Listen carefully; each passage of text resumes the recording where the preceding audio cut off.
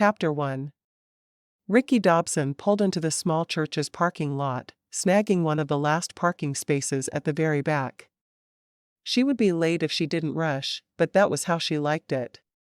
She didn't want to have to stand around before or after church making small talk. Being around men frightened her.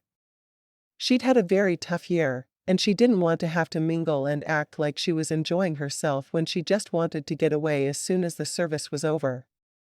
She found a seat in the back row and sat down just as the music started.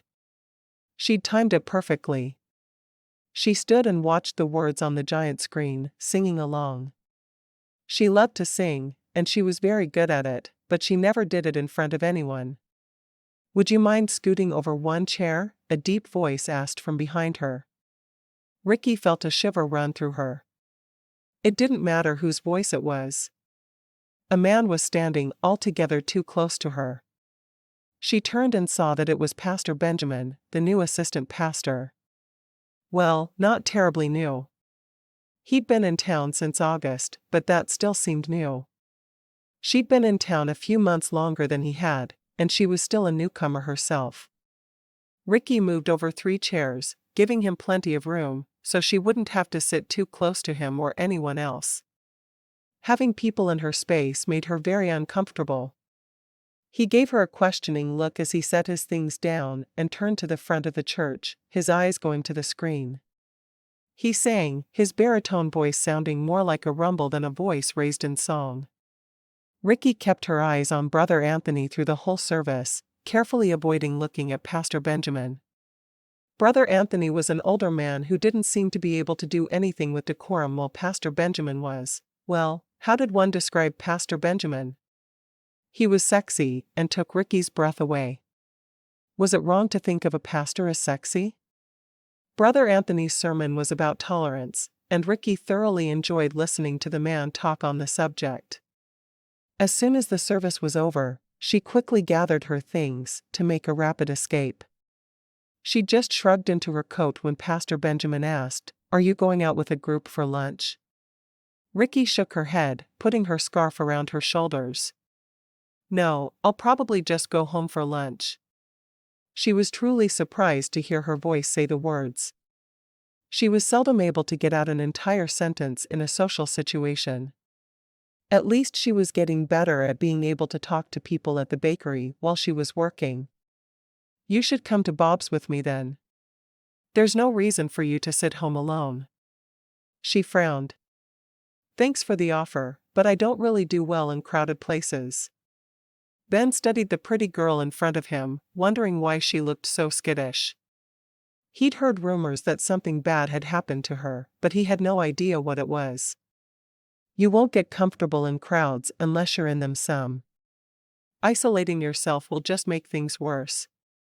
He didn't speak from experience, but he'd taken enough psychology classes on his way to his master's of psychology that he knew what he was talking about.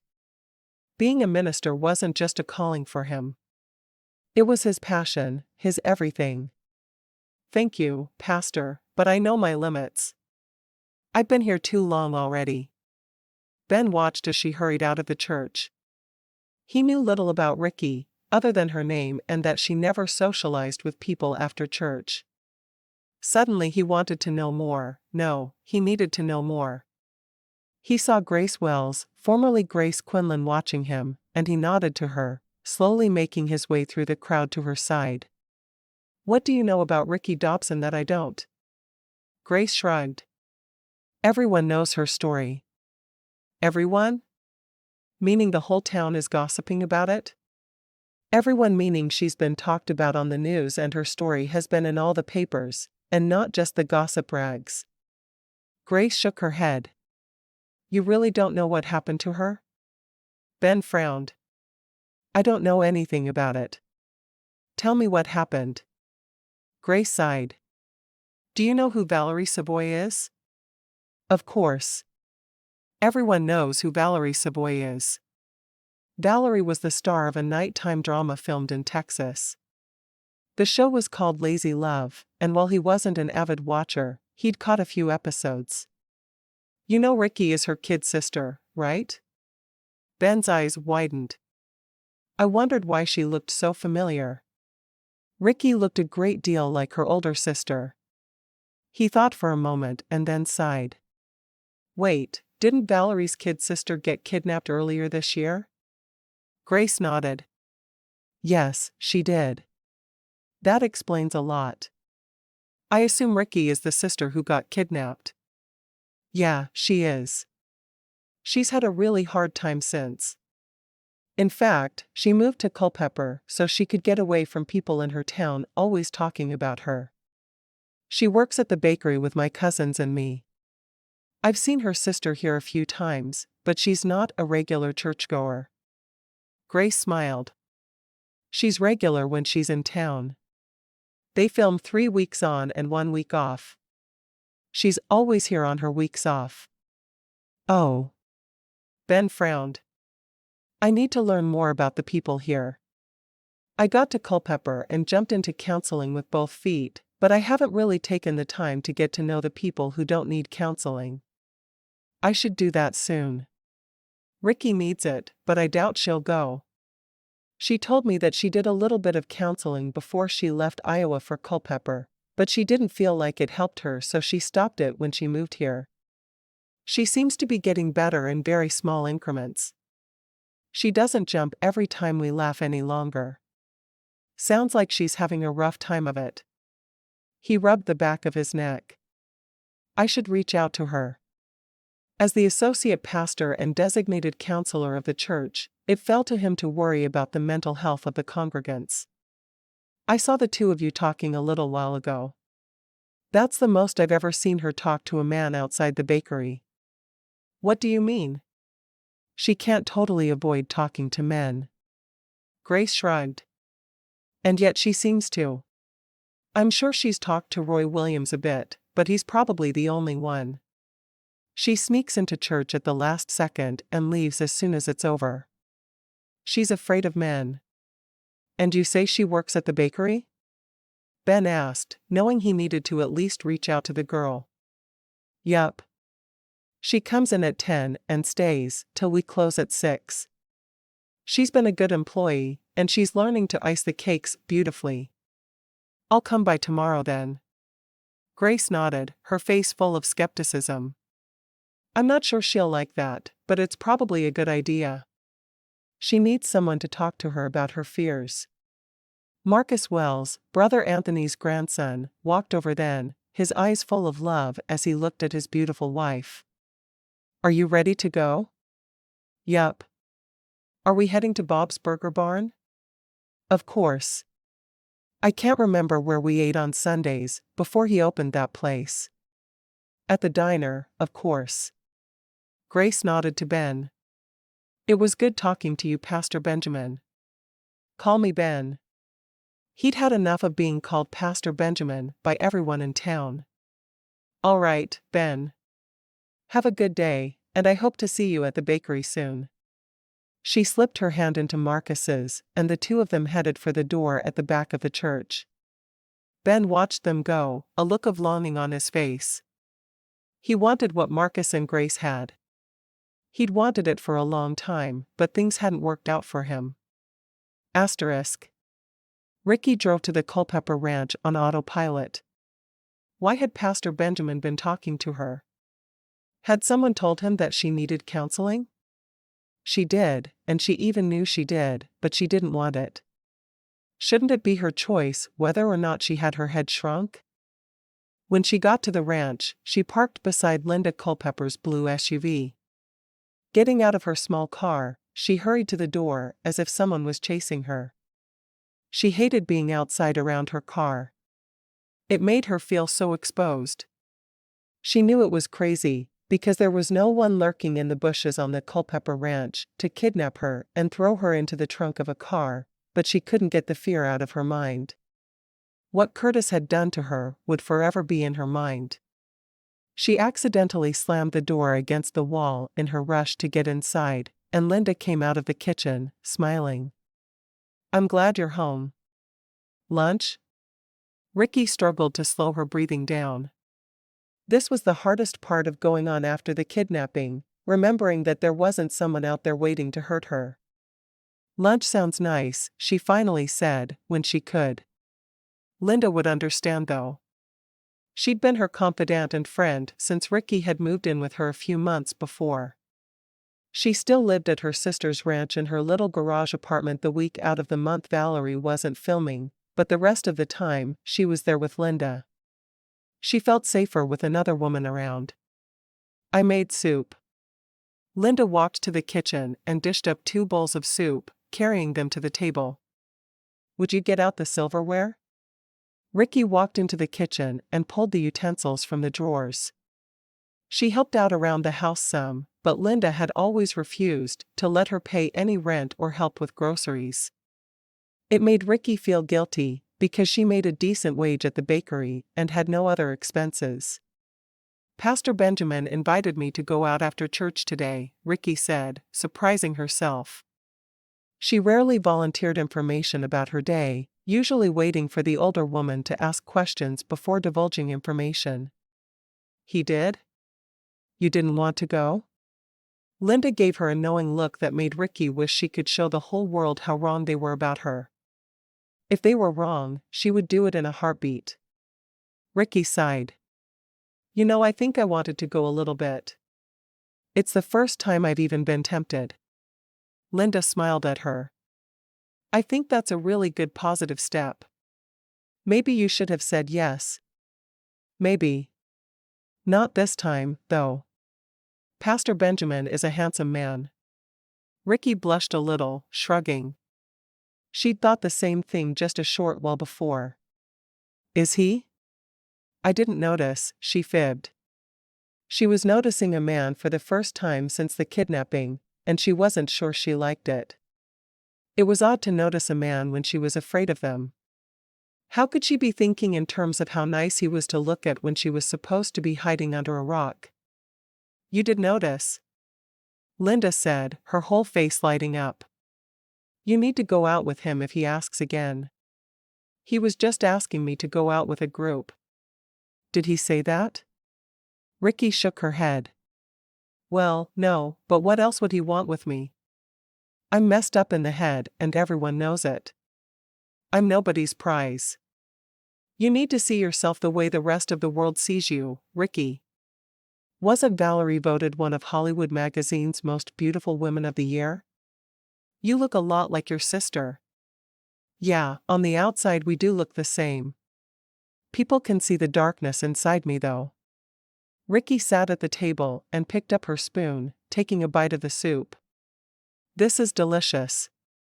Linda obviously knew it was pointless to continue the conversation, because she sat down and ate as well. I'm going out with Roy tonight. Are you going to be all right home alone? As long as I know you'll be back, I'll be fine. Rikki knew she'd be locking all the doors as soon as Linda left, and she'd be frightened the whole time, but she had to learn to be alone sometime. She was simply grateful for the opportunity to live with someone while she learned how. She could easily have stayed with her mother in Iowa, but the whole town suddenly felt different, dangerous. She hadn't been able to go back to work at the grocery store, the scene of her kidnapping, since the incident. Feel free to fix yourself anything you want, Linda said unnecessarily. Rikki knew she had the freedom to do anything she wanted in the house. Thanks. Rikki concentrated on her meal after that, not wanting to think about the evening ahead. She hated being alone, almost as much as she hated being in a crowd. Asterisk. Ben made a point to stop by the bakery for lunch the following day. He knew they did a brisk business in the mornings, but he'd heard that they were rarely busy at lunchtime, because Bob's Burger Barn tended to draw a large lunch crowd. He walked into the bakery for the first time, looking around him. He was amazed at the small business. 4 women worked there, all of them visible from the front of the building. Stepping up to the display, he smiled at Rikki, who was manning the counter. I've heard really good things about the kolaches here. Would you recommend the sausage or ham? Or the plain cheese? I like the ham, Rikki responded, feeling a lot more comfortable with a counter between them. Give me 3 of the ham then. Do you want them warmed? She asked, removing 3 of the savory pastries and setting them on a paper plate. "Yes, please." Ben leaned against the counter as he watched her efficient motions. She had obviously performed the service hundreds of times. "I'd like coffee to go with that as well." "Of course." She walked to the coffee pot and picked up a mug, before looking at him. "Is this for here or to go?" "I guess I should have asked that." She blushed at her error. What was it about the man that turned her into a bumbling fool? It wasn't just that he was a man, because she didn't blush for most men. Only him. When she set the food in front of him and gave him his total, he pulled his wallet out. "Why don't you join me?" Rikki's eyes widened in surprise. She shook her head, refusing without thought. She couldn't sit with him while he ate. From behind her, Grace called, "It's time for you to take a break, Rikki." "Join him." Rikki turned and glared at Grace, but followed her instructions. She poured herself a cup of hot chocolate and grabbed a muffin before following him. They went into the dining room, and she sat at one of the small tables, doing her best not to meet his eyes. She hoped he didn't realize that Grace was trying to play matchmaker, because it seemed very obvious. Ben looked around the small, immaculate dining room. "You're not busy," he said, stating the obvious. He needed to make her comfortable if he was going to get her to open up to him. She wasn't his client, so he wasn't sure why it was so important to him, but it was. Not at this time of day. "We used to have a small lunch crowd, but since Bob opened his place in town, it's pretty quiet here at this time of day." Rikki broke off a piece of her muffin top and popped it into her mouth. The orange flavor exploded on her tongue, and she thanked God that Patience had decided to experiment with some new recipes. This one was a winner. She made a mental note to tell the other girl after lunch. Ben took a bite of his kolache, closing his eyes as he savored the taste. "This is fabulous. Do you help make these?" She shook her head. "Nope. Those are all Patience. I've learned to help with the icing of the cakes and cookies, but I haven't been given the task of baking the kolaches yet." "How do you like living in Culpepper?" he asked. She shrugged. "It's nice. I wish my sister and brother-in-law were around more, but I enjoy living with Linda." "You stay with Linda Culpepper while they're filming, right?" Rikki nodded. "You learned a lot about me in a short period of time." He frowned. "It's not hard. This is a gossipy little town. Not in a bad way, but everyone knows everyone else's business. And your story isn't exactly a secret." She sighed. "No, it's not. My face was on the front page of a whole lot of newspapers when it first happened, and again when he settled without going to trial." "Do you want to talk about what happened?" She shrugged. "What is there to talk about?" "I was kidnapped. My sister saved me. There's more to it than that. Not a lot of details were released about what happened to you." "Did he rape you?" He knew the words were blunt, but he also knew that there were times when you had to just say what was on your mind to get to the needed answers. She shook her head. She didn't want to talk about it. It was still painful. "No, he didn't." "How did you get away?" She frowned at him. "You can find those details in at least 30 places online. Why don't you do a search?" "I don't want to do a search. I want you to tell me." "Look, Pastor Benjamin, I'm not sure why you've decided to make me your project, but I really don't want to talk about it. It's not easy, and if you hadn't noticed, I'm at my place of business." "Call me Ben." "Excuse me?" "Call me Ben. I'm not talking to you as a pastor. I'm talking as a friend."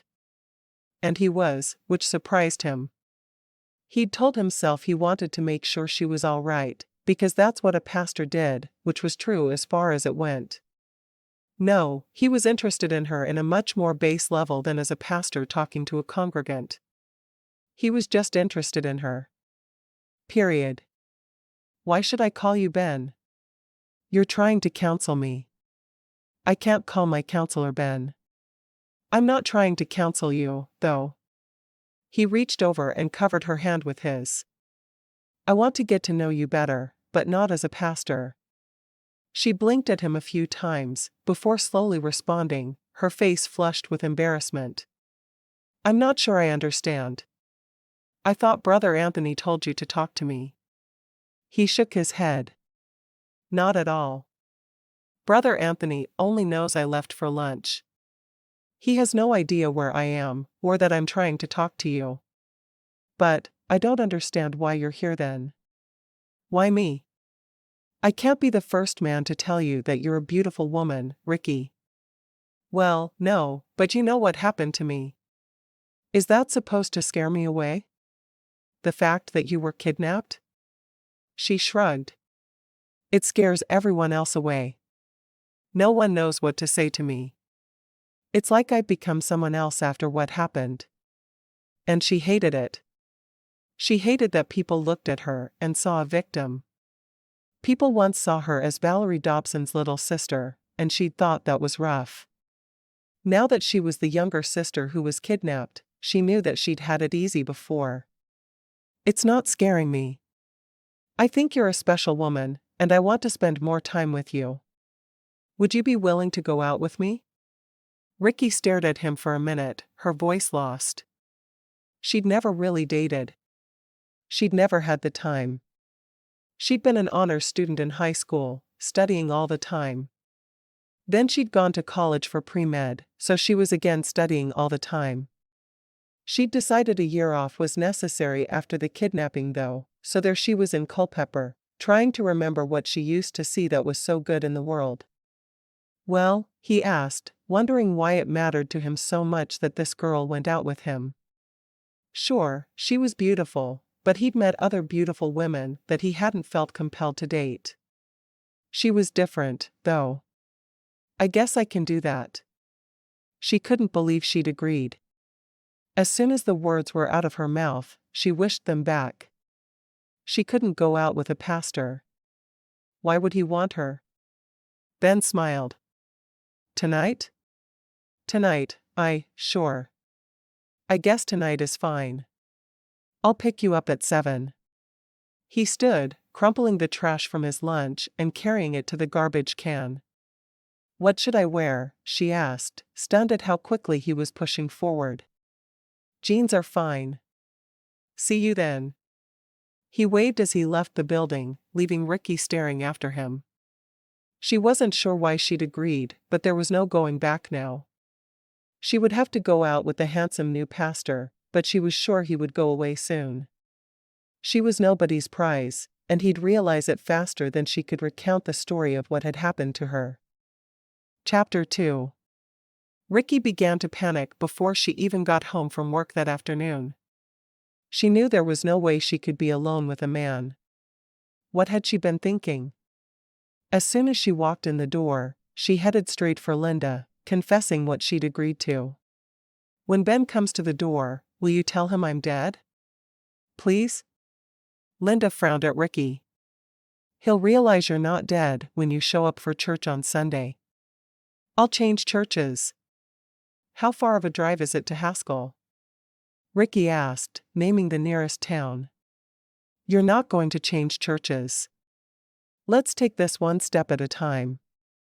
Go to your room and change into jeans and a nice shirt. Rikki bit her lip, nodding slowly. I can do that much. Then go. Linda reached out and gave Rikki a slight push in the direction of her bedroom. When you're done, come out and we'll talk. Rikki hurried to her room, digging through her clothes. Jeans. She knew she had a pair of jeans somewhere. Several, in fact. She found a pair hanging in her closet, and took them out, and then she found a nice green blouse that matched her eyes. She changed and then went back out to find Linda in the living room. I did it. Why did she feel like changing her clothes was such an accomplishment? Linda smiled, assessing the younger woman's appearance. You have a bit of flour on your cheek. Go wash your face and put some lipstick on. Thankfully, you don't need any more makeup than that." Rikki hurried off to do as she was told. She noticed that her hair was still in the ponytail she'd put it in for work, so she brushed it out, letting it fall in waves down her back. Her hair was much longer than she'd ever worn it, but she couldn't force herself to sit with anyone standing over her with scissors. It hadn't been cut since the kidnapping. She hurried back out into the living room, certain she was ready to go now. All except her coat, and that was on the back of the couch. She sat down beside Linda. "I'm scared. What if I freak out about being alone with him? Does he know your history?" "He knows about the kidnapping. I'm sure by now he searched every news site that covered what happened." Rikki didn't have to talk about how much she hated that the incident was online, just waiting for everyone to read. Linda understood. "If he knows what happened to you, then he should be able to handle it if you do get scared. He's a counselor, and from what I hear, he's a very good one." Rikki sighed. "You know, I never just get scared. I have a full-on panic attack. If it happens, he'll deal with it. That's what he does, after all. I just wish I didn't have to worry about those things. I'm still afraid to get in and out of my car." Rikki shook her head. "I know you are. But I also know you want to get better. Hiding here at my house and avoiding all possibilities of a relationship isn't going to help you in any way. Why do you always have to be so logical?" Rikki jumped at the doorbell. "That's probably him. I can't go. There's no way I can handle it. Not tonight." Linda squeezed Rikki's hand. "Then tell him that, but I'm not going to do it for you. Go to the door and let him know you can't go." Rikki wrinkled her nose, knowing Linda was right. She hurried to the door and threw it open, wanting to get it over with. She stood staring in shock when she saw who was there. Grace stood with Marcus and Ben. Rikki blinked a few times. "Do you want to come in?" Grace laughed softly. "We're here to get you for your date tonight. Ben got takeout and we're eating at our house." Rikki nodded, hurrying to get her coat. He'd handled her fears. She wondered if he'd always know what to do to keep her from getting scared. "I won't be too late," she told Linda. Linda smiled in response. "Just have a good time." She shrugged into her coat and walked out to the car with Ben at her side. "Where'd the others go?" "They're waiting in the car. I thought it would seem strange if all three of us were standing there waiting for you to come out. It was strange that all three of you came to pick me up to begin with." He opened the back door of Grace's vehicle for her, before walking around to the other side. "I thought you might be getting nervous, and you'd feel better if Grace was there as well. She's agreed to come with me to drop you off if you need her to." Rikki bit her lip. "Can I get back to you on that?" She wanted to say she'd be fine, but the truth was she didn't know how she'd be in a couple of hours. At least she knew Grace and her husband Marcus, so she wouldn't be nervous about being in their home. Ben nodded solemnly. "Of course, you can. I'm just glad you agreed to come out with me to begin with." Marcus looked into the rearview mirror. "Everyone buckled?" Rikki quickly buckled her seatbelt. She didn't like wearing them, because she felt like they pinned her down, making it harder to get away. "I am now." On the short drive to Marcus and Grace's house, Grace talked about the baby shower cake she was making for her sisters Joy and Faith, who were having a joint shower. They were due on the same day, which Rikki found to be very odd. "I'll bet Linda is bouncing off the walls, getting ready for her first 2 grandbabies." Rikki smiled at that. "She is. I think she's crocheted more little booties than anyone has ever crocheted. And she's painted little signs for their walls. I wish the girls would tell what they're having." "I know. I think they just like knowing something no one else does." Grace shook her head. My sisters can be pains at times. Both of the sisters in question were married to Culpepper sons. The Quinlan quadruplets had all married Culpeppers, and their younger sisters, twins Grace and Honor, had come out later and married men from Culpepper along with their 2 cousins. All 8 of the former Quinlan girls now lived in Culpepper. All sisters can be pains at times, Rikki said, only half joking. Even Valerie? Grace asked, her eyes wide as she turned in her seat to look at Rikki. Especially Valerie. How would you like to be the younger sister of someone as famous as Valerie? Everyone knows her name. That's why I started going by Rikki. Both of us having V names was a pain, because then people really lumped us together. A V name? Ben asked, a frown on his face. Veronica? Rikki nodded. I changed my name when I started high school, though, and refused to answer to Veronica anymore.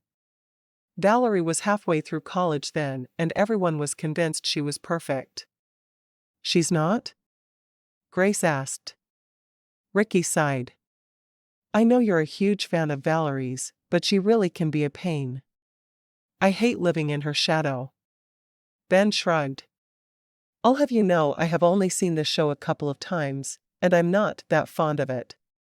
Rikki frowned at him. My sister is an incredible actress. He sighed. I can't win either way, can I?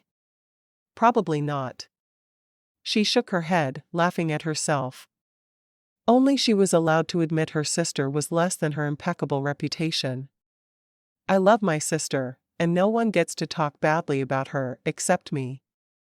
I still can't figure out why she's not perfect, Grace put in from the front seat. I think she's pretty incredible. She is, Rikki agreed. She'd do anything for me. I just wish I really was more like her at times. Why? Ben asked. You seem pretty awesome to me just the way you are. You don't understand. Valerie isn't just an actress. She was a straight A student. Always the smartest girl in school. Always good at everything she touches. I felt so boring trying to live up to her perfection. I have an older brother. I understand completely. What does he do? Rikki asked. Ben seemed rather perfect to her, so she couldn't imagine him trying to live up to someone else. He's a cardiac surgeon. Mom wanted us both to be doctors, but my calling was different. He shrugged. Sometimes he felt guilty for following his heart, and not becoming a doctor like his father and brother. I was pre-med before the kidnapping, she said softly, surprising herself. She rarely talked about what her plans were before, because she'd abandoned everything. It was all she could do to just survive at this point. Do you have plans to return to school? She shook her head. Not at this time. I can't be around crowds. Or closed in places. Or cars. Cars? He understood the first 2, but cars? I was walking out to my car after a late shift at the grocery store where I worked when he grabbed me. Actually, he didn't have to grab me.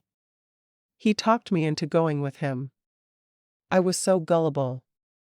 She never would be again, though. She looked at everyone, wondering what they would do to her if given the chance. She missed the trust she used to be able to place in people. So now you're afraid of cars? Well, that's inaccurate. I'm afraid of getting in and out of cars by myself. If I get out of my car and park it, even in broad daylight, I run to wherever I'm going. It's silly, but I expect him to jump out from behind every bush. He frowned. He'd researched her to find out everything he could about what had happened. He thought he was going to try to get her into a counseling session, but he found he couldn't. His feelings for her were too strong to try to work with her. It wouldn't be professional. Isn't he in jail?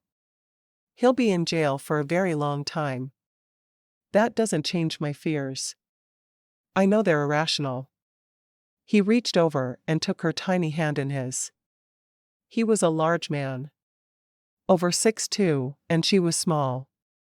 She couldn't have been much over 5 feet. She must feel dwarfed by him. He threaded his fingers through hers. "Okay?" he asked softly. Rikki looked down at her hand in his and nodded. She was surprised by how very okay it felt to have her hand in his. "Yeah.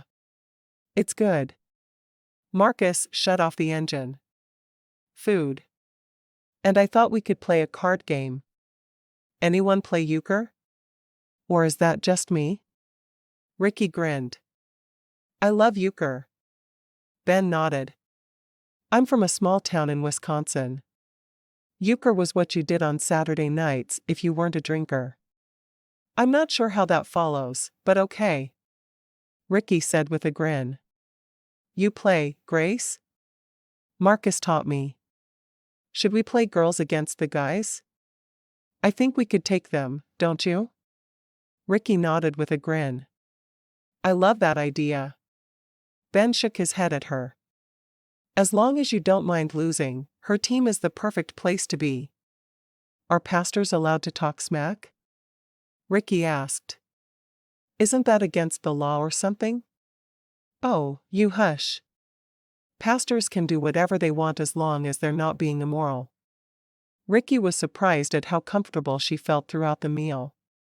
Ben sat beside her, and they shared a large order of fries from Bob's Burger Barn. "I hope you like burgers," he said. "As long as you're not making me eat tacos, we're good." Ben tilted his head to one side in confusion. "You don't like tacos?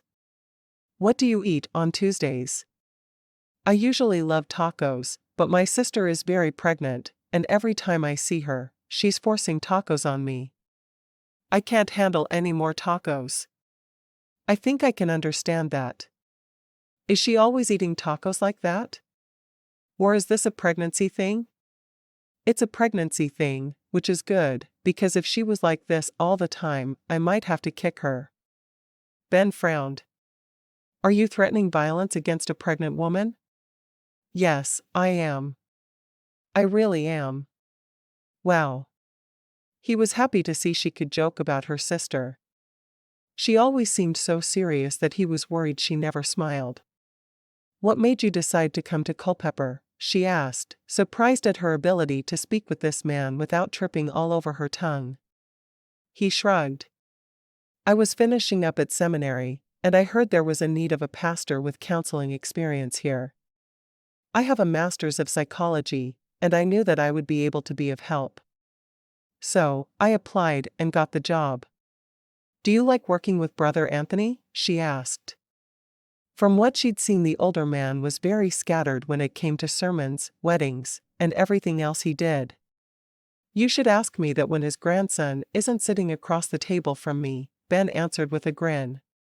"Really, though, I enjoy the man. He makes me laugh and keeps everyone on their toes." "That's putting it mildly," Marcus said, shaking his head. "I wish I could say that it's old age, but he's always been that way. He says whatever pops into his head whenever he thinks it, and he sure can't remember anyone's name. He does well to remember mine." Rikki smiled. "I think that's my favorite thing about church here. I love it when he calls to your grandmother in the middle of a sermon. It feels so natural."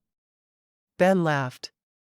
"The first time I heard him do that, I thought he'd lost his mind, but the whole congregation acted like it was normal, so I went with it. Now I know it is normal around here." "I thought all pastors did that," Marcus said.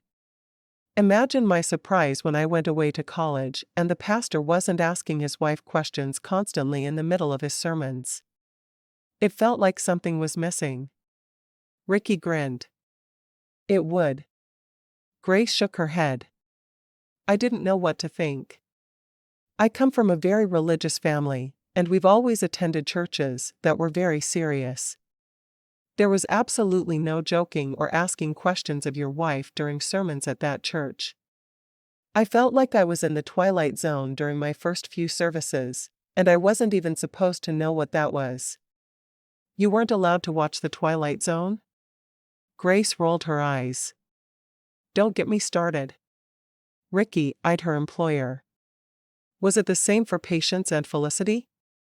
In a way. Their mother didn't buy into all the religious nonsense, so it was a bit easier for them. They were homeschooled, and they got away with a lot during the day while their dad was at work. We went to a church-run school.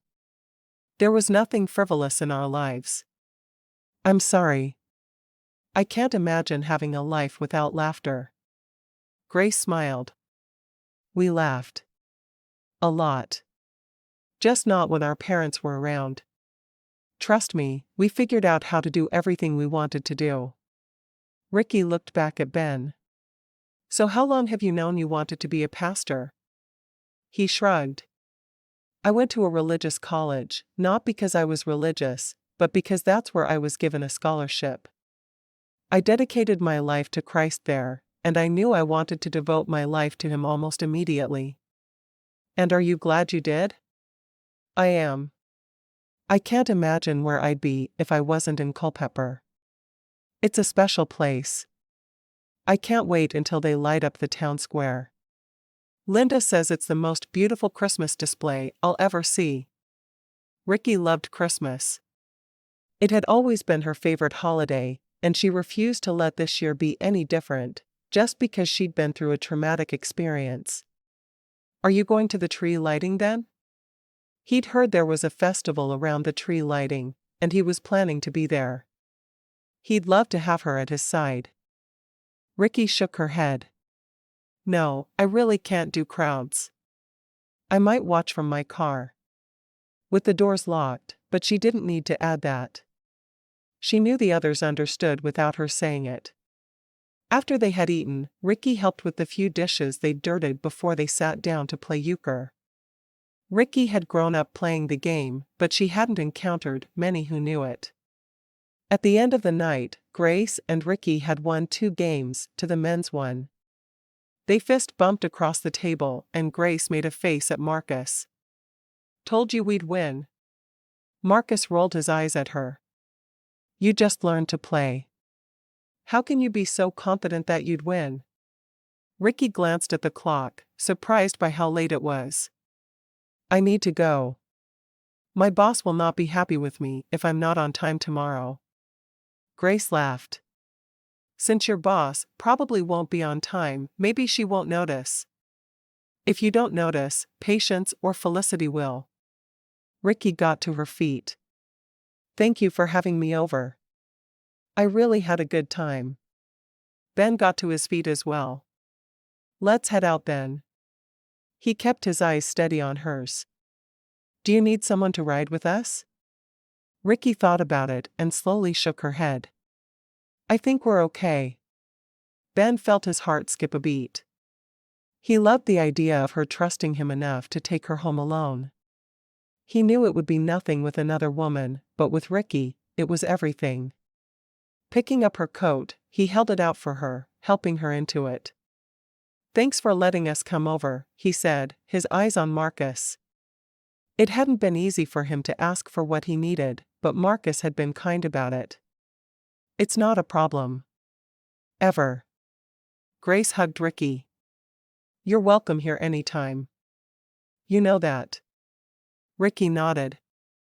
I do. You admire my sister too much not to let me come over whenever I want. Grace laughed. That's very true. I'm going to warm up my car. Give me a minute. He hurried out the door. Rikki shrugged at Grace. I'll probably turn into a statue if I'm left in the cold too long. It's a good thing I've never been in cold weather before. Marcus sighed. He's being a gentleman. It's sad that you ladies haven't been around good men enough to recognize the quality. Grace laughed and walked to Marcus, wrapping her arms around him. I know what a gem you are. You don't have to keep reminding me. As Rikki watched them, she wished she could have that ease with a man. She knew it wouldn't happen though. How could it? She couldn't ever trust anyone enough to put her arms around him so casually. When Ben stepped back into the house, she turned to him, a sad look on her face. She'd have to tell him. How could she not? She wasn't about to let a nice man spend time thinking that she would ever be able to have a real relationship. That wouldn't be fair to either of them. Ben saw the look on her face, and he knew she was going to tell him there was no future. He had a plan though. He wasn't about to let her get away with ending it now. No, she had to give him a fair shot, and he knew just how he was going to make sure she did it. After they'd said their goodnights, Ben took Rikki's hand and led her out to his car. They'd have to talk it out tonight. He knew she wouldn't go out with him again otherwise. Chapter 3. Walking to Ben's car with him seemed more natural than Rikki had expected. He wasn't as scary as most men she knew. When they were both in and buckled, she grinned. "I think you're the only man in the area who doesn't drive a pickup truck." He grinned at her. "Wisconsin isn't as big into trucks as Wyoming seems to be. I like my car. We've been through good and bad times together. It seems nice. I'm glad you felt safe letting me drive you home," he said casually as he pulled into the driveway of Linda's house on the Culpepper ranch. Just like that, her heartbeat sped up, and she felt the familiar fear. He was obviously not taking her somewhere other than home, though, so why did it hit then? "Maybe not completely safe, but I think I can honestly say I was willing to take the risk." "And are you glad you did? Or are you freaking out now?" Rikki laughed self-consciously. "Actually, I'm kind of freaking out now. As soon as you said you were glad I trusted you, I started thinking you were going to do something evil to me. I know you're not, but my brain is messed up."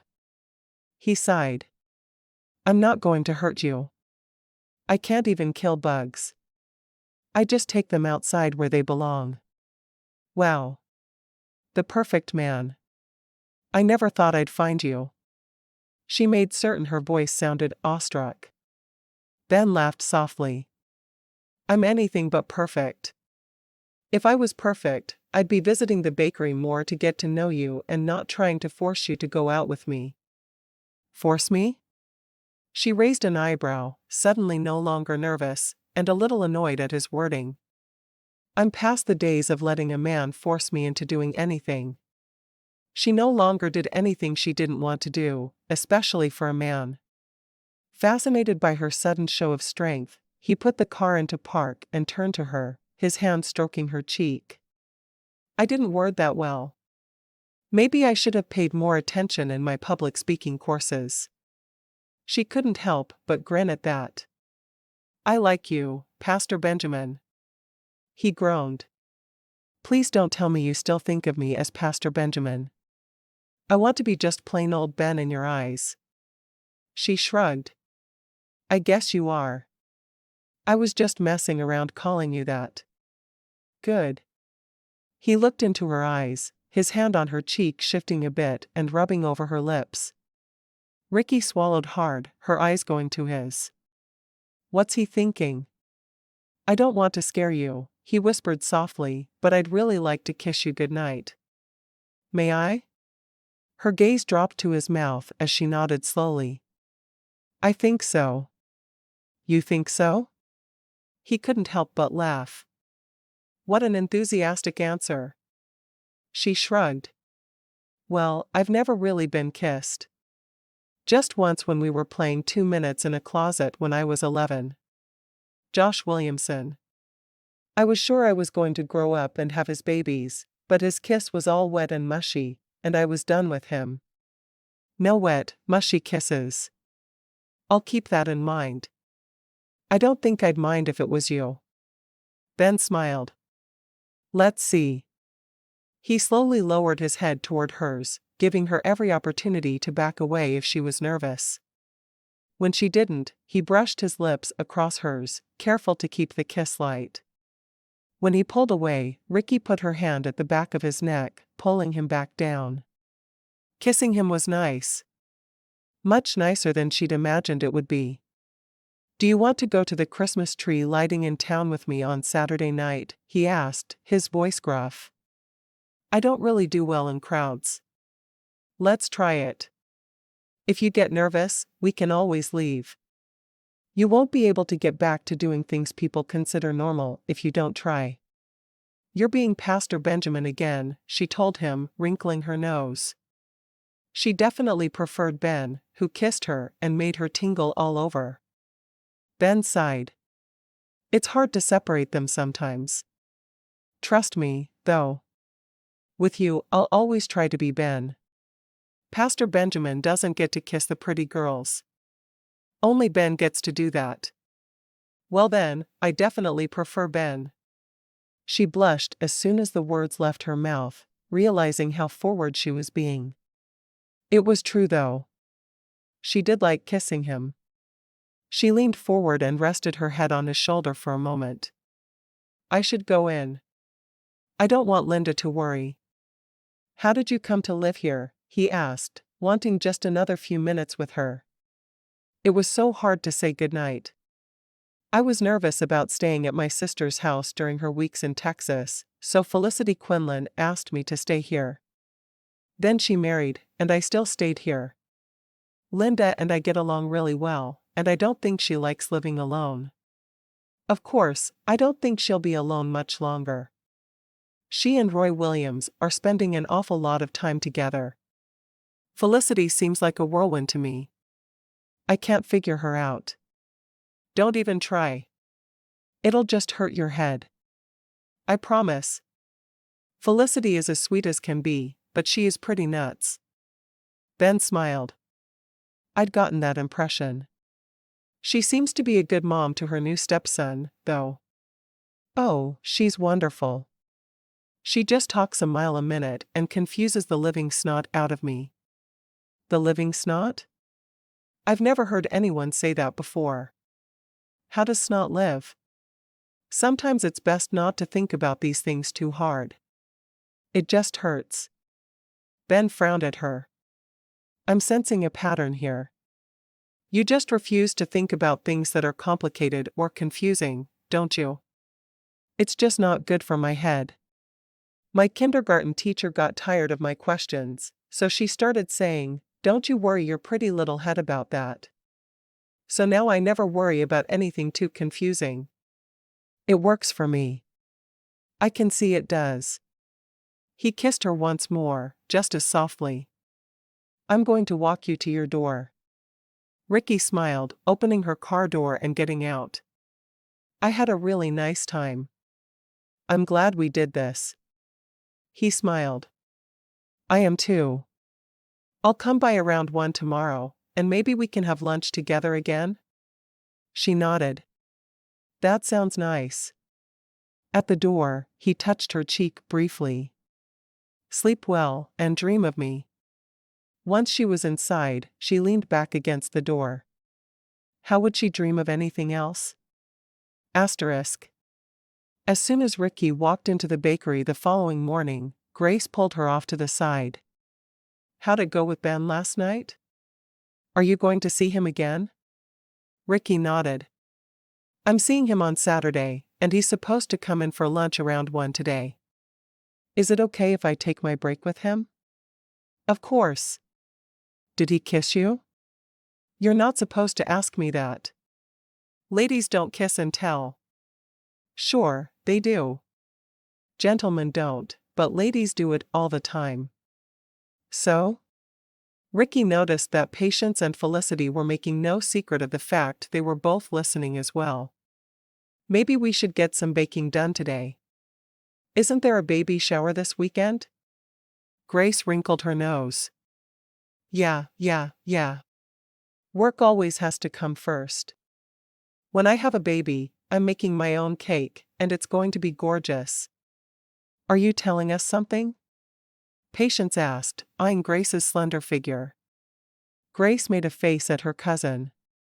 No, and if I was, I'd find a better way to do it. We're waiting a while, before we have munchkins. There are enough little Quinlans on the way. Probably. But we don't have any bakery babies. Felicity sighed dramatically. Who will my baby play with? She wasn't showing yet, but she liked to practice the pregnant waddle, because it made her feel special. Maybe Rikki will have one, Grace suggested. Rikki shook her head vehemently. No way. I'm not getting married right away. I'm not like you guys. Grace gave Felicity and Patience a knowing look and got back to work, while Rikki went to handle the person who'd just walked into the bakery. When Ben arrived for lunch, he brought with him a picnic basket. Rikki raised an eyebrow at him. You do know we sell food here. I know. I ate some yesterday. I happened to mention to Lovey that I was coming here for lunch, and then next thing I knew, I had this picnic basket in my hands.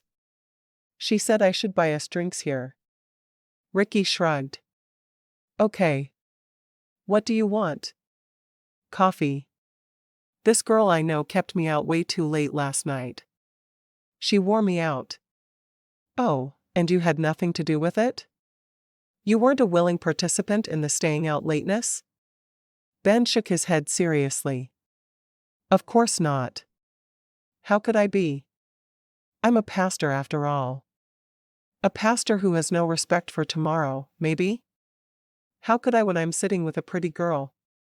Rikki shook her head at him, getting his coffee and grabbing a bottle of water for herself.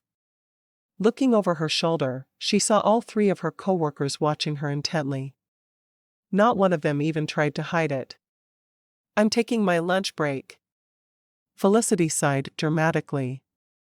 I told you we needed cameras installed in the dining area. Rikki shook her head when Ben gave her a confused look. Ignore them. All three of them are absolutely insane. If you listen to them, it just humors them, and they get even more outrageous. So, I should pretend I didn't hear them at all? It's the only course of action that will have a good outcome. I promise you this. She loved her coworkers, but they were all insane. Every single one of them. He set the picnic basket in the middle of a large table, and together, they unloaded it. Fried chicken?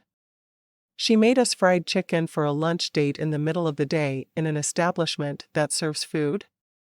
Rikki shook her head. There was something about Lovey that was almost as strange as Brother Anthony. I guess so. I hadn't peeked yet. What else is in here? He pulled a large container of potato salad and another of baked beans out of the basket. I guess we're having a traditional picnic feast. Rikki laughed. It's a good thing we don't have any other customers right now. They'd all start expecting picnic fixings to be sold here, and we just don't have the manpower. She pulled a sheet of paper from the bottom and read the note aloud. Since you're having lunch in a bakery, go ahead and buy some brownies for dessert. I didn't have time to bake. He shook his head at her, sitting down at the table. Thanks for having lunch with me. You didn't exactly give me a choice. You announced we were doing this. Well, you didn't kick me and run away screaming, so I guess we're good, right? She shrugged. I guess so. Taking the seat opposite him, she put some of the chicken on a paper plate from the basket. She thought of everything, didn't she? Lovey is a pretty organized woman. She always thinks of everything. He leaned forward a little. To tell you the truth, she kind of scares me. Rikki laughed. Why is she scary? Well, she does this pageant with the kids for Christmas every year, and this year, she announced that it was time for younger blood to take over, and it was all mine.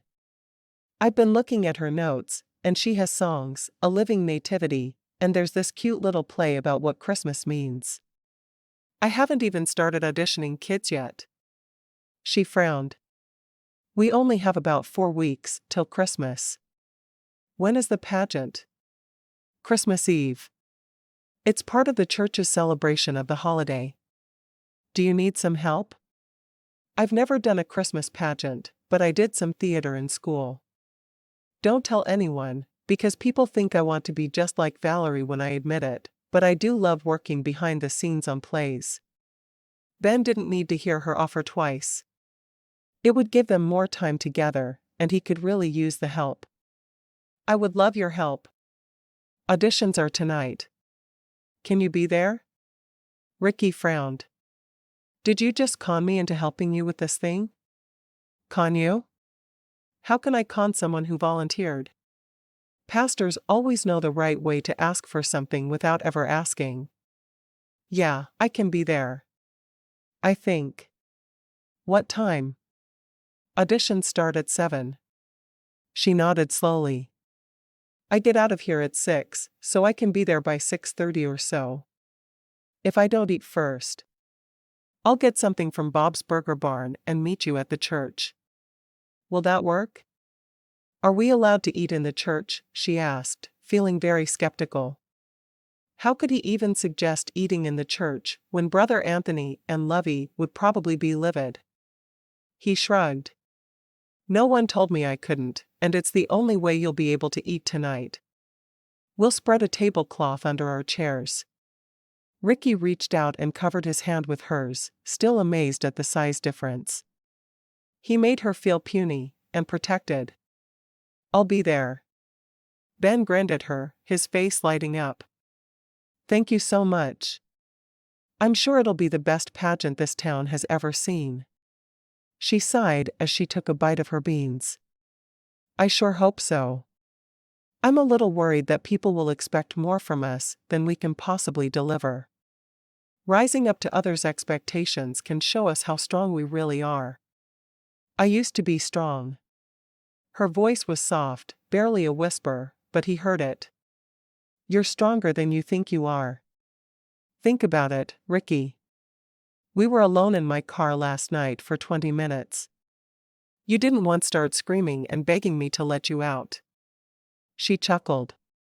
I bet that's something you've never said to another woman after a first date. And the fact that he'd considered he might have to say it to her showed just how messed up in the head she really was. I've never known another woman who's had to be as strong as you have. You amaze me. You went through something very few people could have survived with their spirit intact, and now you're dealing with the aftermath. A lot of people would have just refused to go on. You're not only going on, you're building a new life for yourself. She nodded. I'm surprised you haven't asked more about what happened. Did you read all the online stuff about it? I did read a lot of it. Not all. I know you were taken from your hometown and driven from Iowa to Texas, where you were held in exchange for your sister. She took a sip of her water, watching him. The articles don't tell you that he took me from my job. I was just getting off work at the only grocery store in town. I went out to my car, and Curtis was standing there, leaning against the hood. He told me how upset he was that my sister had broken up with him, and he asked me to go for a cup of coffee with him, so we could talk. I felt so bad for him, because he and Valerie had been together for 8 years, and the very day they broke up, she married Jesse. She shook her head. I really can't believe how stupid I was. That sounds like you were caring. Not stupid. How long did it take you to realize he was keeping you hostage? He drove me straight out of town. As soon as we hit the countryside, I told him to pull over. I knew I could walk back to town, and all would be fine. Instead, he used some duct tape, and he tied my hands together, and he put a piece over my mouth, so I couldn't talk. He kept me like that except for letting me out to use the bathroom every few hours for 2 days. I didn't get any food. He'd give me a sip of water, and then retape my mouth. How'd you get away? He'd read about her sister taking her place, but he knew she needed to talk about it. He didn't want me. He only wanted Valerie. They were so awful together, but all he could see was that the woman he loved was married to another man. So, he did whatever it took to get her back. When we got to Wiggyville, where the set is, he called her from my phone.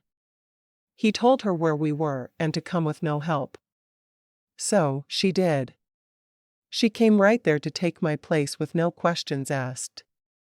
Do you have any idea how guilty that made me feel?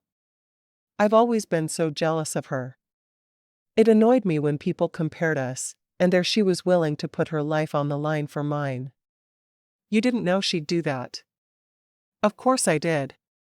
She's always been my protector. The person who loved me even when I didn't deserve it. I wasn't always kind to her either. I'd yell at her and tell her she was ruining my life by being famous. Rikki shook her head, ashamed to admit what a brat she'd been. I was even mad at her for marrying Jesse. I had a crush on him from the very first episode of Lazy Love.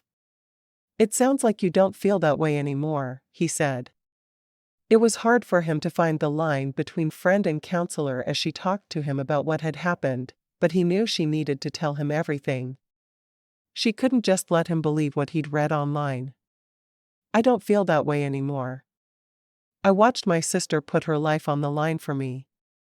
She walked to me, whispered to me where to find Jesse who would help me, and then she watched me leave. She became his prisoner for me. How did she get away? None of the articles mentioned that part. They knew I was missing, so she insisted Jesse teach her to shoot. The gun was still in the car. She and Jesse were having dinner in town, and she went to the car, got the gun, and ran to the hotel where Curtis was keeping me. As soon as I left, she threatened him with the gun, but he didn't listen. He told her she'd never be able to shoot him. He didn't know how much stronger she was with Jesse. She shook her head. That's when I found out Curtis had been beating her for years. He'd always been verbally abusive, but when she started working with Jesse, he became physically abusive as well. So, she not only saved me, she did so by putting herself in the hands of a man who she knew would hurt her. Wow. Yeah. She shot him in the shoulder. I found Jesse and told him everything, and he rushed to save her. She was waiting for him calmly. My sister is something else. Ben couldn't help but agree with her. I've only met her once or twice, but she doesn't seem like someone who could shoot anyone. Rikki nodded, swiping at a tear. She'd thought she was out of tears about that particular situation, but here they were all over again. And then when I was messed up in the head, and I didn't want to go on antidepressants, she offered me a place to live here. She said I could be her nanny the 1 week out of the month she lives here instead of in Texas. She shook her head. She won't use a nanny. I knew it at the time. It's not who she is. She'll have one while she's on the set, but here in Wyoming, that baby will be with her all the time. So, why'd you come? Did you know that when you agreed? Yeah, but I needed to get out of town. Everywhere I looked I was reminded of what happened. In my house, with my mom, all I could think about was what a brat I'd been, putting myself in danger that way. I'd been warned he might be after us. Do you want to know what I was thinking when I got into that van with Curtis? Ben wasn't sure he did want to know, but he nodded. Sure. I thought if I could work with Curtis to split them up, maybe I'd have a chance with Jesse after all. Can you believe that? That doesn't make the kidnapping your fault. And I think you've grown from it. She laughed derisively. Yeah. I've grown into a phobic nincompoop. I wouldn't say that at all. Wait till you get to know me a little better. Then you'll agree wholeheartedly. Chapter 4. Rikki got to the church just on time. She'd hurried home to change, and had worried she wouldn't make it. As soon as she walked into the church, she found a small crowd of people, and she felt her heart leap into her throat. She took deep breaths, trying to fend off the panic attack. There was nothing worrisome about these people. She knew all of them individually, but the crowd made her nervous. She wasn't certain why she was afraid of crowds. It didn't make sense to her, but every time she was in one, she started to freak out the same way she did when she got out of her car, and the same way she did in an enclosed space. Her eyes searched through the people, and she found Ben, standing amidst them all. He held a hand out in her direction, and she hurried toward him, taking it and holding on tight. Immediately her breathing calmed. She said nothing, but she tilted her head a tiny bit, resting it against his shoulder. She needed him. He looked down at her with a smile, answering a question from Mrs. Pfaffenbach, who was trying to make sure no peanut butter would be served in the building while her son, allergic to peanuts, was there. When he assured her they would be careful of peanuts, which were banned from the church due to her son's allergies, she smiled and nodded. "I'll be back in an hour." "You did say that we should plan on leaving them an hour." "At least an hour. I'm not sure how long the additions will take. Rikki Dobson is going to help me with them, but there are a lot of kids and a lot of parts." Mrs. Pfaffenbach frowned. "I'll be back for little Timmy soon. Try to have the boys audition first, so he's not late going to bed." Rikki smiled sweetly. "Mrs. Pfaffenbach, every one of these children will need to go to bed at a decent hour. We'll do our best to get them all out on time, but the sooner we get started, the sooner we'll be done. Thank you for letting Timmy audition." Ben bit his lip. Rikki wasn't an employee of the church, so she could more easily say what was on her mind. He had to constantly worry that he would lose his job if he was too direct. "I'll be back." Mrs. Pfaffenbach spun on her heel and hurried toward the door. She was obviously annoyed, but no one ever spoke up against Rikki. They were all worried she was too fragile. Rikki stood on tiptoe to whisper, "You're welcome." Ben fought back a laugh. She really had helped him with her comments to the silly woman. He understood the food allergy, but if Timmy was going to be part of the pageant, there would be some nights where he would stay up past 8. It was just going to happen. He looked around, raising his voice to be heard. "I want all the boys on the right side of the sanctuary, and all the girls on the left. We're going to have you sing a little song and read some lines." As the children filed to sit where they'd been told, he took Rikki's hand. "I've got burgers under the seat in third row center. There's a root beer for you there too." She frowned at him. "There's nothing online that talks about my obsession with root beer." "How'd you know?" He grinned. "Grace tells lots of stuff." Rikki shook her head. "That Grace. But I knew your favorite drink." "That's a good thing, right?" Just so she's not telling all my deepest darkest secrets, she'd told him them all herself that day. She hadn't once mentioned her guilt in the kidnapping to anyone but him. She couldn't help but wonder if it had been wise to be so honest about it. As soon as they were sitting, she divvied up the burgers, carefully peeling the pickle off hers. "I hate pickles," she whispered. "Why?" "I don't know. They're just gross, and their juice gets all over everything." She took a big bite of the burger, trying not to grimace at the pickle juice on her bun. "Thanks for getting dinner for us." He popped a fry into his mouth. "Thanks for helping me with this pageant. I'm more than a little overwhelmed." "Does it bother you?" She shrugged. "When I first walked into the church and saw everyone here, I started to panic, but when you held your hand out for me, it helped. You're going to be my port in the storm." "I'd be happy to be your port in the storm." "I'd be happy to be yours. Period." Rikki looked at him questioningly. "What are you trying to say, Pastor Benjamin?"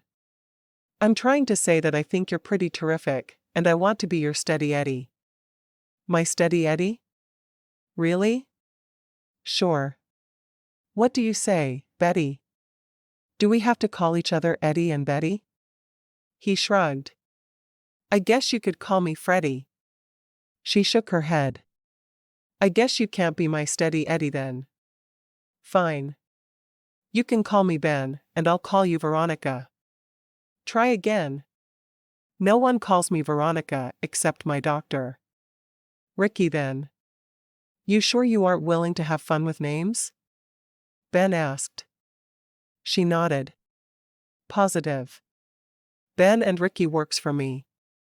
"So, you'll let me be your steady Ben?" He'd made a joke of it, but he wanted to make sure she saw no other men, and wasn't sure how to phrase it otherwise. "Yeah." She couldn't look at him as she said it, way too embarrassed. And there was no way she could see herself with anyone else. He stood up and asked a couple of the children to go on stage and sing a song of their choice. Once he was seated again, he looked at her. You said earlier you had a crush on your sister's husband, Jesse. Do you still? She shook her head, hiding her laughter. Absolutely not. The first time I sat down with him and talked to him, I knew he belonged with Valerie. He's had feelings for her since the moment they met. And that stopped your feelings? He's not the person he is on TV. I think I was in love with Dr. Dillon, not with Jesse Savoy. He and Valerie really are a perfect fit. I'm glad he's making my sister happy, but I wouldn't have him on a bet. I'm glad to hear that. And you're not in love with any other big stars, right? Your heart is wide open for me? I don't know about that. I'm not in love with anyone else, but my heart has felt a bit closed off lately. I'll help you fix that. 2 children, a boy and a girl, stepped onto the stage, singing together. Those 2 are Noah and Haley. They're brother and sister, he whispered. They always get the leads. Why do they always get the leads? She asked, surprised that the same kids got it year after year. They have the best voices, I hear. He sighed. I want to give new kids a chance to do it. The pair on the stage broke into a slightly off-key rendition of Away in a Manger. It wasn't bad, but it certainly wasn't wonderful. Ben made a note on his clipboard as they left the stage. There has to be someone better than those 2, Rikki whispered. We'll do our best. The next child to go up on stage was Corinne, Patience's new stepdaughter, whom Rikki knew well. She sang Jingle Bells, complete with her own dance that was beautifully choreographed. Is there a dance part? Rikki asked. There is now, he responded. There's no way we can let that child's talent go to waste. He grinned as she danced around the stage to her own terrible rendition of the song. Remind me not to let her sing, though. 2 hours later, they'd seen everyone, and brought a couple of the children onto the stage a second time. Ben stood. Thanks, we'll start rehearsals on Friday night. I'll send an email out on Thursday with everyone's part. They already knew everyone would have to have a part, and they were simply figuring out which roles they would each have. The children hurried to their mothers, and Rikki waved at Patience, who picked up a sleepy Corinne. When the church was empty except for the 2 of them, Rikki sagged in her chair. That was a lot more work than I thought it would be. And there were 2 of us. Imagine how bad it would have been with only one person. I don't even want to think about it. Rikki stifled a yawn. Do we hash out their parts tonight? Or work on that tomorrow? Why don't I come to your place tomorrow? We can work on it there. Sure, Rikki responded. Linda won't mind. I'll even cook dinner.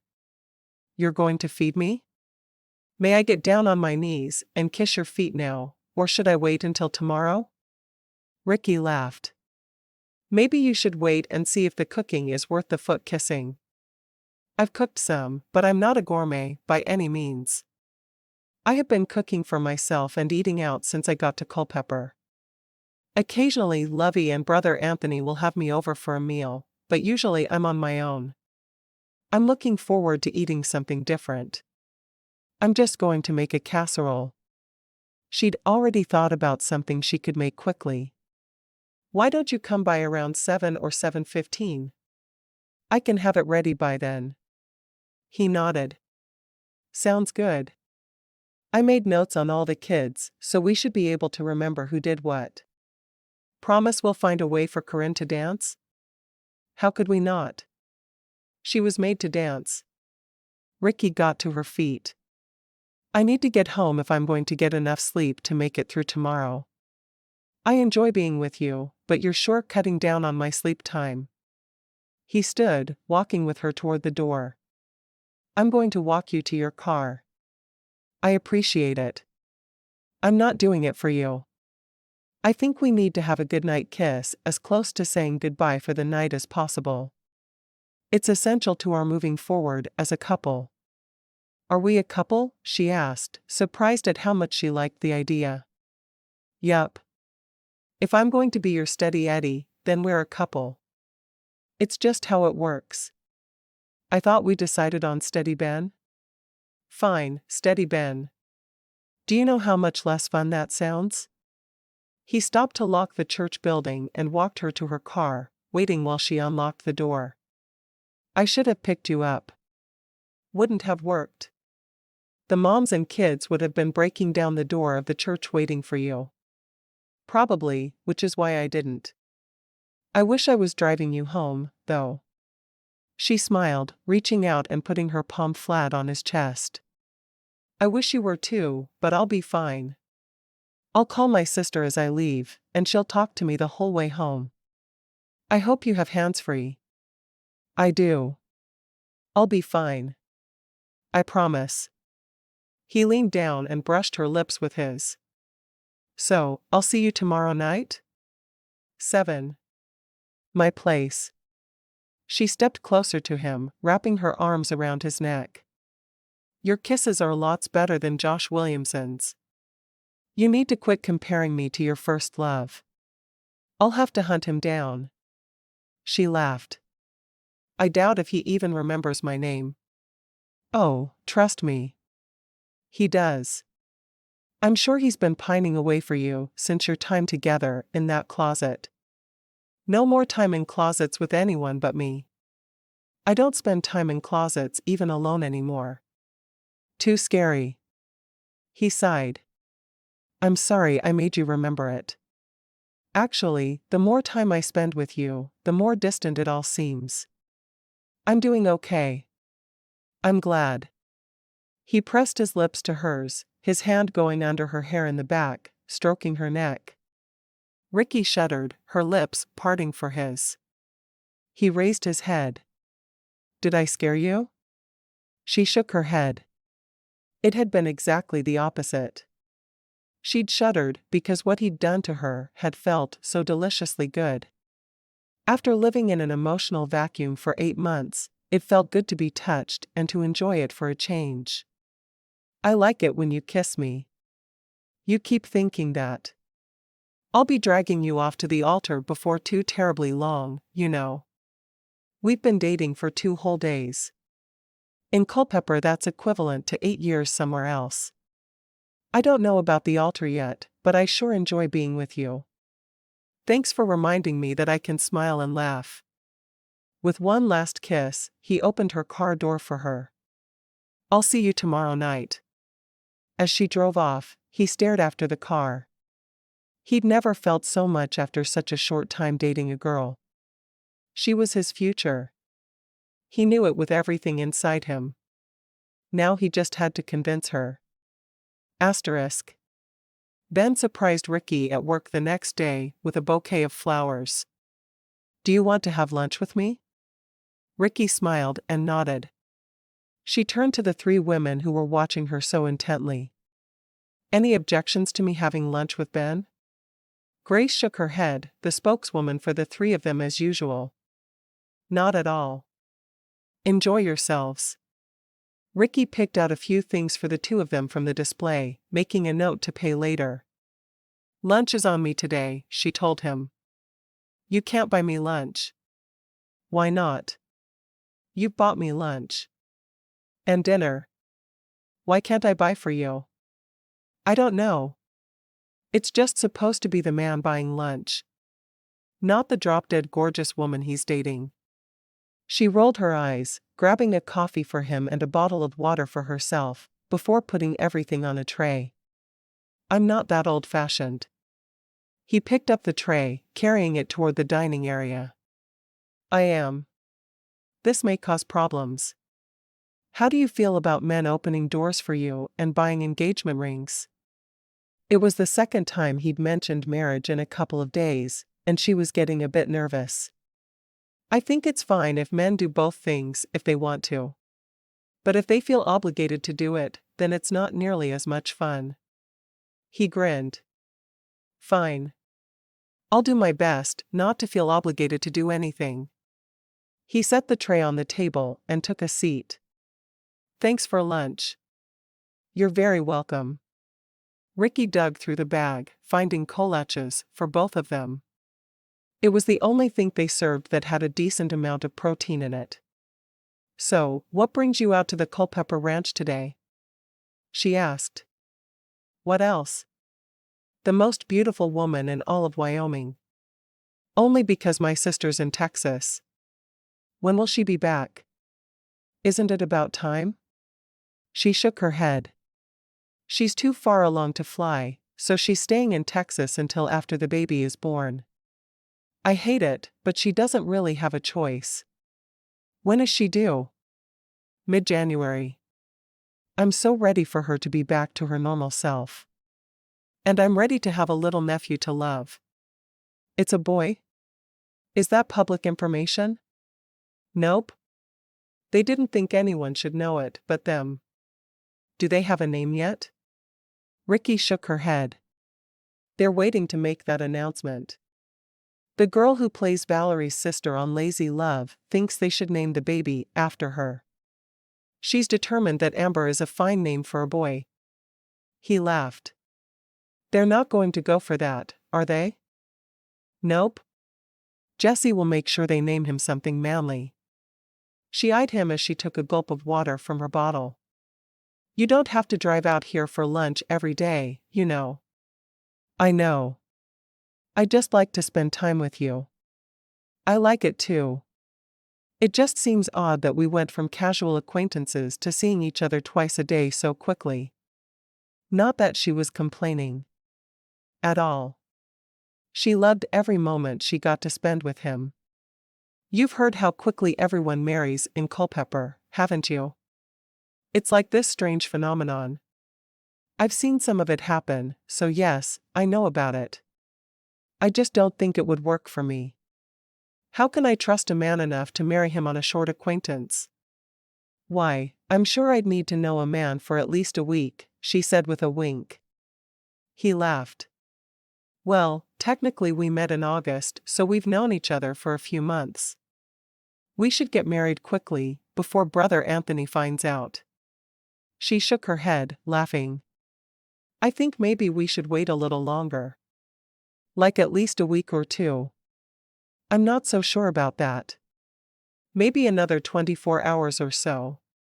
I'm not going to let you rush me into doing something I don't want to do, Pastor Benjamin. You know you only call me that when you're scolding me about something. I'm not sure I like it." She shrugged. "It's your name. I like the way you say Ben better. It sounds nice on your lips. Almost as nice as my lips feel on them. You're really in a mood today. I woke up and you were my first thought. I couldn't wait to see you. I almost called you this morning, just so I could hear your voice. I'm falling in love with you, Rikki Dobson, and I'm going to make sure you know it every minute of every day." Her eyes grew wide as she stared at him. "What do they put in the water around here to make everyone's feelings so accelerated?" "Everyone's? Does that mean you're starting to have feelings too?"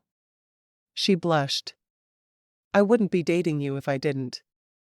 I wasn't sure I'd ever feel comfortable with a man again, and in a situation where I was already frightened, you calmed me down." "How weird is that?" "Yes, I'm starting to have feelings for you. Strong feelings. You should think about marrying me then." "What do we have to lose?" "Our minds?" He grinned at that. "I'm not going to touch you without being married to you." "Not really. Quick kisses are one thing, but not only am I a pastor with a reputation to uphold, but I'm also a man who believes in purity until marriage. So, you should marry me. Then we don't have to worry about any of that nonsense." She sighed. "You need to be sure of what you feel before I can agree to marry you. We'll spend more time together. We'll see whether or not we're a good team as we work on this pageant together. Speaking of which, do you have any idea who you want to cast as the two main singers?" The pageant had 3 things going on at once, so most every child got a part. Some would play in the living nativity. Some would sing. And some would act out the play. In the past, the best singers had also been the stars of the play, but they'd decided it would be better to have more children with bigger roles. It would keep everyone happy. I know who is going to dance while the others sing. I haven't gotten a lot further than that. I really liked little Sarah Samuel's voice for the female lead singer. And maybe Byron Lane as the male voice. He thought about it for a moment. They're both so young, but they do have the best voices. If all they have to learn are the songs, I think they could handle it. That's settled then. Didn't you say you have CDs of the songs they need to learn? I do. I'll send one home with each child on Friday. I'm sure Mrs. Piot, Noah, and Haley's mother will be furious with us, but things need to be shaken up around here. And we're just the people to do it. She loved that she already felt like they were a team, working on the same side. If he could deal with her when she had her panic attacks, then she was sure they would be a match made in heaven. So far, he hadn't disappointed her at all. Chapter 5. When she rushed in the door after work, Rikki realized she hadn't really talked to Linda in a couple of days, which was odd for her. Usually they would sit and talk for at least a few minutes every day, but she'd been so busy lately. Linda was in nice slacks and a pretty blouse when Rikki hurried into the kitchen to start dinner. Are you going out tonight? Yeah. Roy needs to make sure the Christmas lights are ready for the celebration Saturday night, and he promised me dinner and dancing after. It'll probably be dinner at the diner and dancing at the Culpepper watering hole, but I'll take it. It's more about spending time with him than anything. So, you're going with him to check on the Christmas lights? It sounds like things are getting serious. Linda shrugged, her face turning red. Maybe a little. Roy's a good man. He is. Rikki pulled some ground beef out of the freezer to thaw in the microwave. Speaking of good men, Ben is coming over for supper, and we're going to talk about casting for the Christmas pageant at church. I love the church's Christmas pageant. The kids do the funniest things. Last year, little Robbie Becker stood in the middle of the stage for a solo, and he picked his nose instead. Rikki laughed while making a mental note to remind the children that picking their noses on stage was not acceptable. I hope we don't have any nose pickers this year. There's always something. One year one of the children fell off the stage. Another one of the kids forgot the words to "Away in a Manger," so he sang "Baby Got Back" instead. You should have seen Brother Anthony's face with that one. Rikki shook her head, laughing as she pictured the scene. I'll have to warn Ben to expect those things. I'm not sure he knows they're in the realm of possibilities. The thing you need to know about working with children, and especially little boys, is to expect the unexpected. If they don't do something silly, you won't know it's real. I like that. I'll tell Ben you said so. Rikki got the meat out of the microwave and pulled out a pan to brown it in. I'm really glad you gave Pastor Benjamin a chance. You've smiled and laughed more in the past 10 minutes than I've seen since you moved in here. I think he's good for you. The doorbell rang, and Linda pulled on her coat. I'll see you soon. I hope. She hugged Rikki and hurried to the door. After Linda left, Rikki mulled over what she'd said. She really was smiling and laughing more, though she hadn't realized it. For months, she'd been so focused on just getting by that she'd missed out. It was almost like she was waking up from a foggy nightmare. While she chopped tomatoes for a salad, she decided it was time she took control of her life. Yes, she'd had something terrible happen to her, but she didn't need to dwell on it forever. She could live her life to the fullest and be happy, no matter what had happened.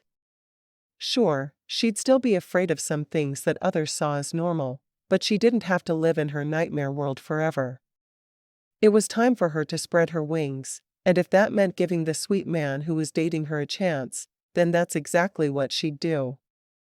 While the casserole was in the oven, she hurried to her room and changed into something clean.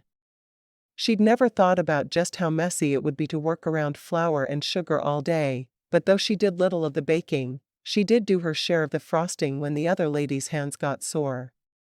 She always seemed to be covered in something white. She was just coming out of her bedroom in a pair of jeans and a pink sweater when the doorbell rang, and she hurried to open the door. Ben was leaning against the door jamb, looking more adorable than ever. It was snowing, and he was wearing a cowboy hat. Just one look at him had her knees turning to mush. "Come in. Dinner will be ready in a few minutes. I have salad ready now if you're starving, or I could just serve it with the meal." She was nervous, which surprised her. They'd spent a lot of time together lately, and she hadn't expected the skittish feeling. Ben stepped into the house and shut the door behind him, looking around. "Where's Mrs. Culpepper?" "She's out with Roy. Something about making sure the Christmas lights were in working order for the lighting ceremony on Saturday, and then dinner and dancing." Ben caught her by the waist and pulled her to him. "Good. Then I don't have to worry about anyone walking in on us when I kiss you." Rikki grinned up at him, before wrapping her arms around his neck. "Show me what you've got." He chuckled, lowering his lips to hers. "It's hard to kiss you when I'm laughing, you know. So, stop laughing and get serious about the kissing." She pressed her lips to his, stroking his shoulders through his thick jacket. When it occurred to her she wanted his clothes off, she took a step back. "On second thought, maybe I should set the table." He grabbed her hand, a concerned look on his face. "What's wrong? I didn't scare you, did I?" She shook her head. "Not scared at all." "Then tell me what's wrong," he insisted. It was hard to know how to handle her with her history, but he wanted to understand what she needed at all times. "I was just thinking about how much I'd like it if we could get your clothes off, and I could feel bare skin. I didn't think that was an appropriate thought to have with the pastor I'm dating, so I thought I should step away for a bit instead." His eyes widened, and a grin slowly formed. "I don't think it's an appropriate thought, but I like that you had it." She made a face, turned on her heel, and returned to the kitchen. She wasn't going to discuss it with him any more than she already had. He was pleased with her thinking carnal thoughts, and that just wasn't right. Ben removed his coat and threw it over the back of the couch before joining her in the kitchen. "How can I help?" She took some glasses out of the cabinet. "Get us drinks." "What should I get?" Rikki shrugged. "I don't know. Dig through the fridge and figure it out." She got down plates and salad bowls, hurrying around the counter and away from him. The kitchen was too small for her to share it with him. Linda was always calling it a one-but kitchen. Once they were sitting down to eat, she brought up the topic he was there to discuss. "I forgot my notes in the car. We can talk about it after dinner." Rikki frowned. "I don't know that you should stay after dinner. I'm starting to think I can't be trusted alone with you." He laughed. "Sure, you can. I'm strong. I'll fend you off." "Whatever." She forked up a bite of her food. "For what it's worth, I'm glad I'm not the only one having those kinds of thoughts." Her eyes met his. "You are too?" "I'm a pastor, but I'm still a man, and you're a very beautiful woman. That's why we should get married." "Married, huh?" "If I agreed, you'd run screaming into the night." "Try me." His eyes met hers steadily. There was nothing he wanted more at that moment than her agreement. "I can't marry you. I don't even know where you live." "I have a small apartment in town." "Next question." Rikki shook her head. "No. It's too soon." "Why is it too soon?" "Is it too soon because you're afraid of me? Or because you're afraid of your feelings for me?" She didn't answer him, but they both knew what her problem was. She felt too much for him, and after spending so much time with her feelings put on hold, she wasn't sure how to handle them. "I think we should change the subject." He caught her hand and brought it to his lips. "Promise me you'll think about it. I feel so much for you." I don't want to go on this way. She sighed. I'll think about it. I don't want to rush into anything though. I feel like I'm waking up from a really long nightmare, and it would be easy to jump into something I'm not ready for right now, and I don't want that to happen. He nodded. I don't want to force you into anything, but I do think we'd be really good together. After supper, he ran to his car to get the notes he'd taken while she loaded the dishwasher, her mind on nothing but what he was asking her. Constantly he brought up the subject of marriage, and deep inside her, she knew it was what she wanted. But what if it was just a gut reaction? What if she just wanted to be with someone who would protect her? She had to be sure.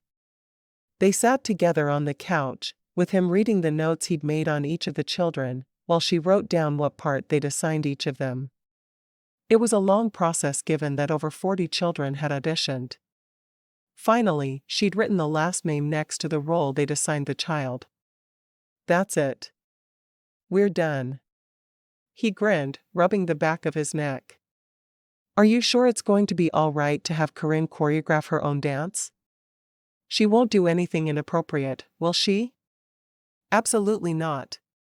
There will be a lot of spinning and leaps, but nothing that could even begin to be considered inappropriate. Okay, then she's in.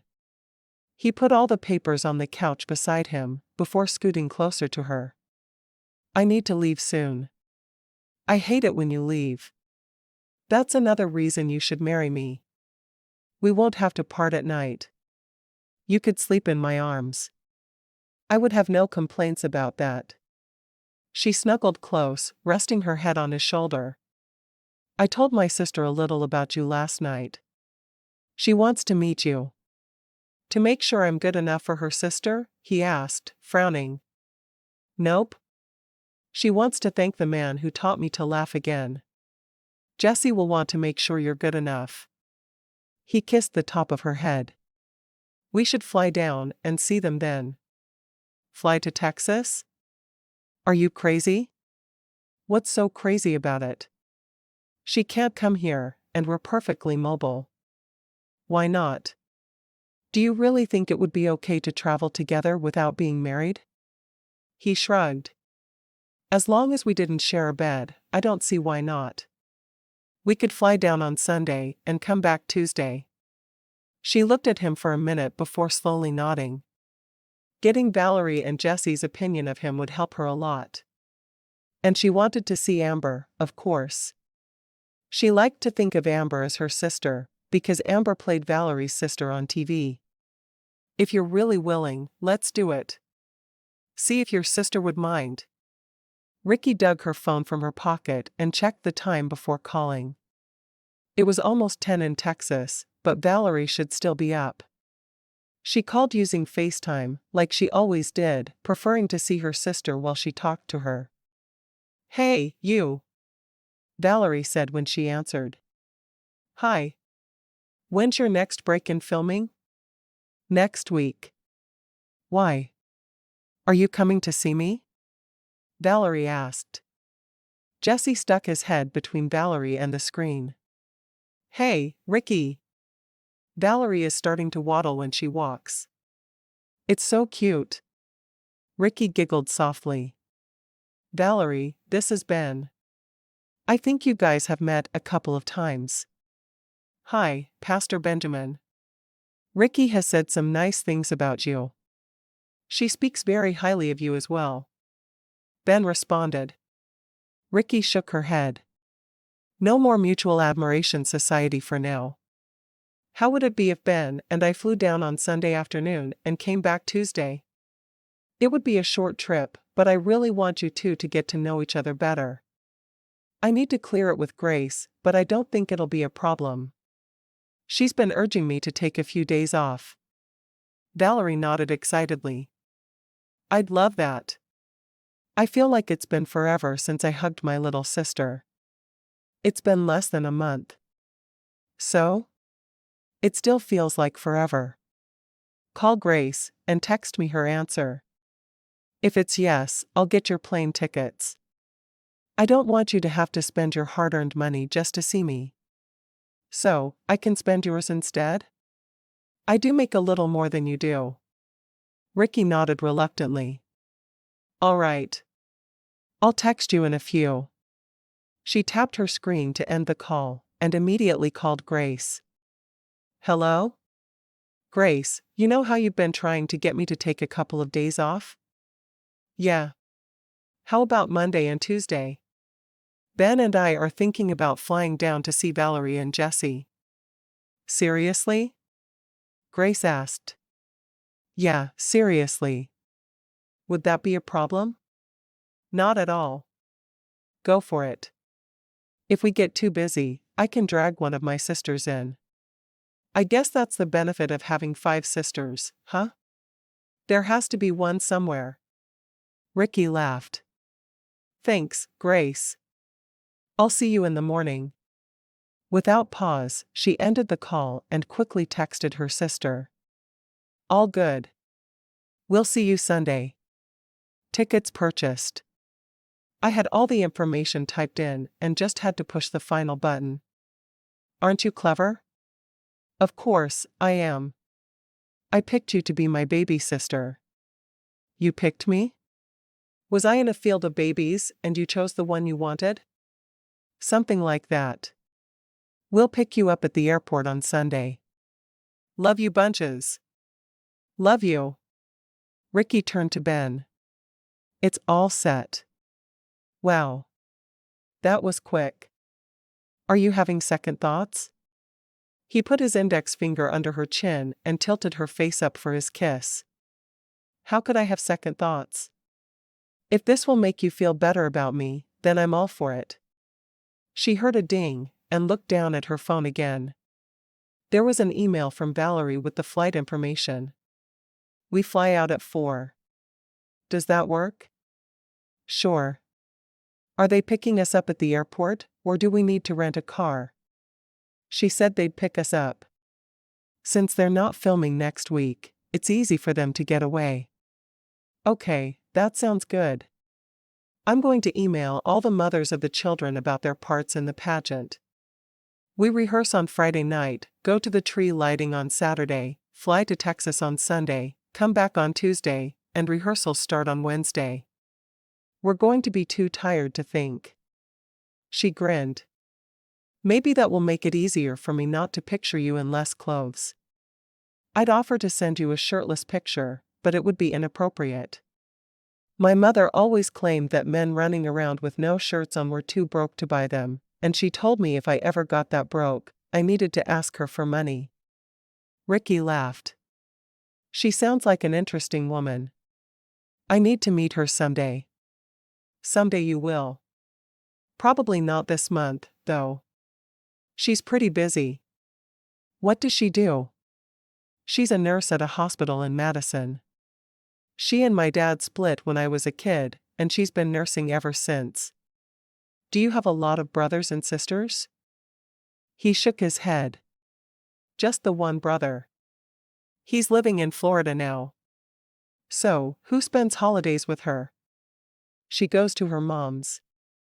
This is our first year to be apart for the holidays, but I can't get away, and neither can she. We'll Skype, and it'll be fine. Rikki realized then that he'd be spending the holiday alone too, and she hated that for him. Well, whatever happens, we'll have to spend the holiday together. I'll be part of the Culpepper craziness, but I'm sure one more wouldn't hurt anything. He dropped a kiss on her nose. I think that sounds wonderful. He stood. And on that note, it's time for me to head out. It's getting late, and I have a counseling session at 8.